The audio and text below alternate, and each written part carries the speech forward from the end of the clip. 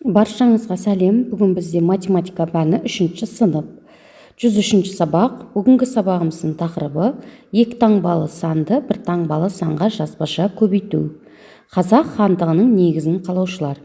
Бүгінгі сабақта сендер жазбаша көбейту алгоритмін қолданатын боласыңдар. Бізде Қазақ хандығын қалаушылардың бірі ол Қасым хан.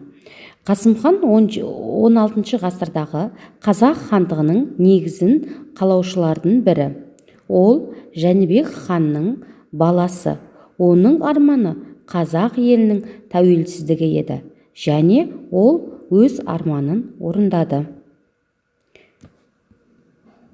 Бірінші есеп сандарды ондықтарының кембіреті бойынша орналастырып, Қасым хан шығарған заңның қалай аталатынын оқы.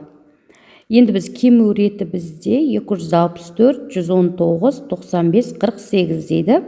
Кембіретімен жазылған кезде енді Қасым ханның шығарған заңы Қасым ханның қасқа жолы деп аталады.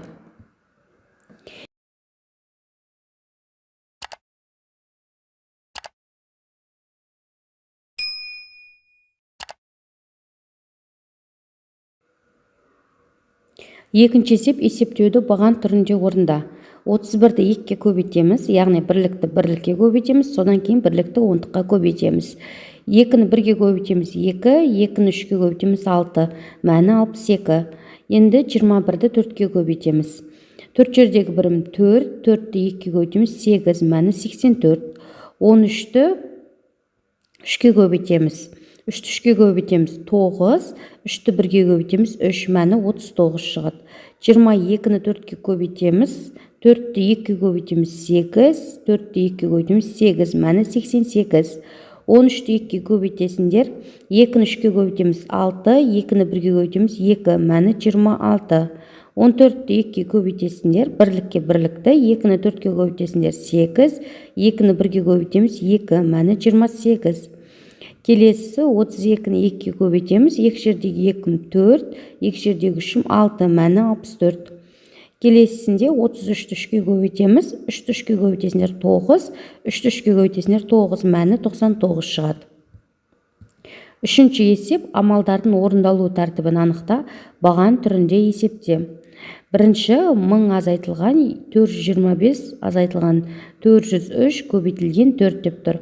Сендер бірінші жақшаның ішіндегі амалды орындайсыңдар. 425-тен 403 тағын кезде 22 қалады. 22-ні 4-ке көбейтсеңдер 88, 1000-нан 88 азайтқан кезде 912 шығады.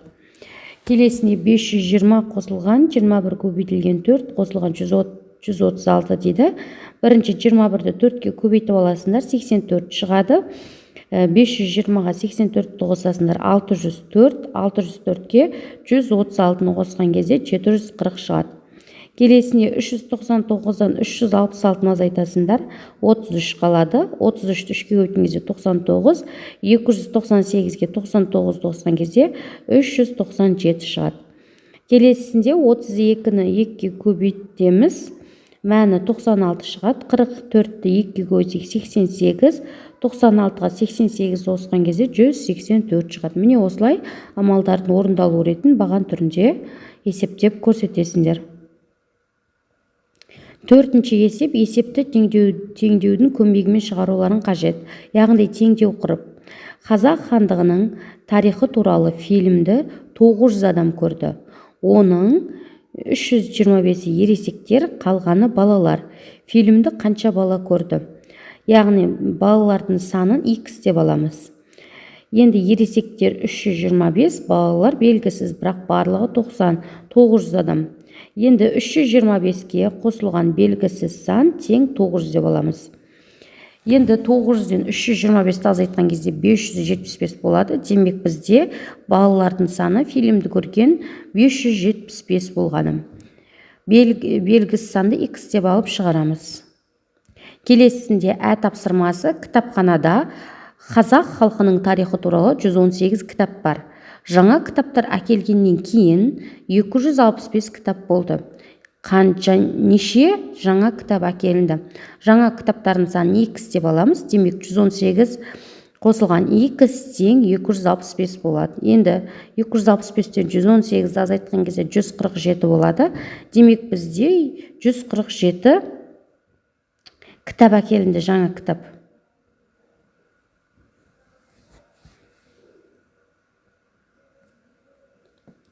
Келесісі 5-ші есеп.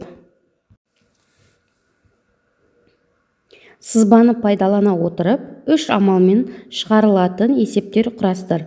Есептердің бірін шығар. Құлын, табын, жылқы сөздерін пайдалануларын қажет. Жалпы Қасымхан жылқыны ерекше жақсы көрген және білгір сыншы болған. Ал енді шарт құрамыз. Жылқы 20-дан 2 табын, құлын 15-тен 3 табын. Енді барлығын табу үшін 20-ны 2-ге көбейтесіңдер 40, 15-ті 3-ге көбейтесіңдер 45, 45-ті қосасыңдар 85 болады. Сонда өрісте барлығы 85 жануар жайылып жүр деген сөз. Келесісінде екінші сызбаға байланысты құрамыз. Жылқы 25-тен 3 табын, құлын 20-дан 2 табын. Енді неше артық екен табуымыз қажет. 25-ті 3-ге көбейтесіңдер 75, 20-ны 2-ге көбейтесіңдер 40, 75-тен 40-ты азайтқан кезде 35 болады. Демек 35 жылқы артық болып тұр құлынға қарағанда. Есеп түсінікті болып жатыр деп ойлаймын. Келесі 6-ші есеп. Кестедегі санды деректерді пайдалана отырып, бір амалмен орындалатын есептер құрастыр. Яғни бұл жерде формуласында көрсетіліп тұр құны, бағасы, саны. Құнын табу үшін бағасын санына көбейтеміз. Енді бағасы 24 теңгеден, мысалға 24 теңгеден 2 дәптер алдыңдар, саны 2. Енді барлығы құны қанша екен табу үшін 24-ті 2-ге көбейтесіңдер 48 болады. Мен мұнда жұмыртқаны көрсеттім. Келесісінде 33 теңгеден өшіргіш. Бір өшіргішті 33 теңгеден алдыңдар, 3 дана сатып алдыңдар. Сонда сендер неше теңге жұмсадыңдар, құны қанша болды? Оны табу үшін 33-ті 3-ге көбейтесіңдер, сонда 99 болады. Келесінде 13 теңгеден бізде дәптер, 13 теңгеден дәптерді 3 дәптер сатып алдыңдар. Енді құнын анықтау үшін 13-ті 3-ге көбейтесіңдер, сонда 39 болады. Міне мен есептің шартын құрып көрсеттім. Сендерде осылай шығаруларың қажет. 7-ші есеп. Кесте бойынша өрнектер құрастыр және жаз, олардың мәнін тап. Өте оңай есеп. 1000 азайтылған 400 көбейтілген 2 деп жазып аламыз. Азайтқыштарды бұл жерде жақшамен жақша ашып шығарсаңдар болады. Себебі жақшадағы амал бірінші орындалуы керек. 400-ді 2-ге көбейткендерінде 800 шығады. 1000-нан 800 азайтқан кезде айырманың мәні 200 болады. Азайтқыш 400, азайғыш 450, азайтқыш 32 көбейтілген 2. 32-ні 2-ге көбейтсеңдер 64, 450-ден 64-ті азайтқан кезде 386 шығады. Келесінде 300-ді 2-ге көбейтесіңдер 600, 24-ті 2-ге көбейтесіңдер 48, 600-ден 48 азайтқан кезде айырманың мәні бізде 552 шығады. Келесі есеп 8-ші есеп. Баған түрінде жазып өрнектердің мәнін тап. Бірінші есеп А тапсырмасы түсінікті деп ойлаймын. 41-ді 2-ге көбейту үшін 2-ні 1-ге көбейтесіңдер 2, 2-ні 4-ге көбейтесіңдер 8, 82. Дәл осылай шығарасыңдар А тапсырмасын. Енді А тапсырмасында бірінші көбейту амалын орындайсыңдар. 23-ті 3-ге көбейтіп аласыңдар баған түрінде. 69 шығады. 14-ті 2-ге көбейтесіңдер 28, 69-ға 28 қосқан кезде 97 деп жазасыңдар. Келесінде де 43-ті 2-ге көбейтіп аласыңдар. 86 болады. 13-ті 3-ге көбейтесіңдер 39, 86-ға 39-ды қосқан кезде, азайтқан кезде 47 шығады.